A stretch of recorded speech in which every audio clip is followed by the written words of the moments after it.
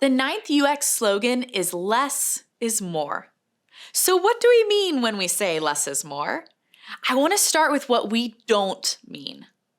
We don't mean that we want you to design minimal interfaces with no interaction cues. We don't mean put as little information on a big screen as you can. We don't mean design an interface with as few components as possible.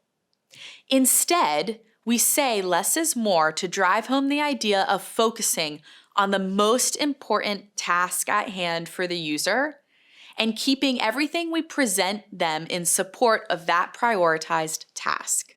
As UX practitioners, we want to focus on the core important components of our designs that allow our users to achieve their goals with as little friction, question, and cognitive load as possible. If you've taken a course with me, you've probably heard me say, just because you can doesn't mean you should. Just because you can add another way to do something, or just because you can add more information or crosslinks or more text, doesn't mean it's going to actively help the user achieve the task at hand.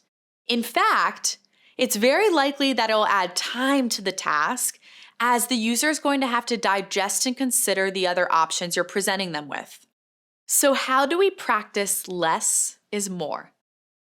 I want you to identify the core task or capability that a given page or area of your user experience supports.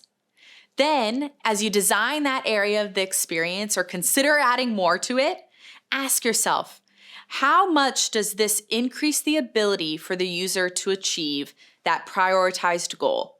While any additional components may not actually decrease the user's ability to complete the task, if it isn't actively increasing their ability to complete it, then the likelihood that that new component should be added is still quite low.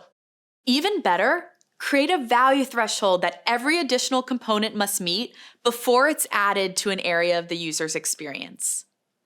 In practice, this is what separates good enough user experiences from great ones. In great user experiences, less is more.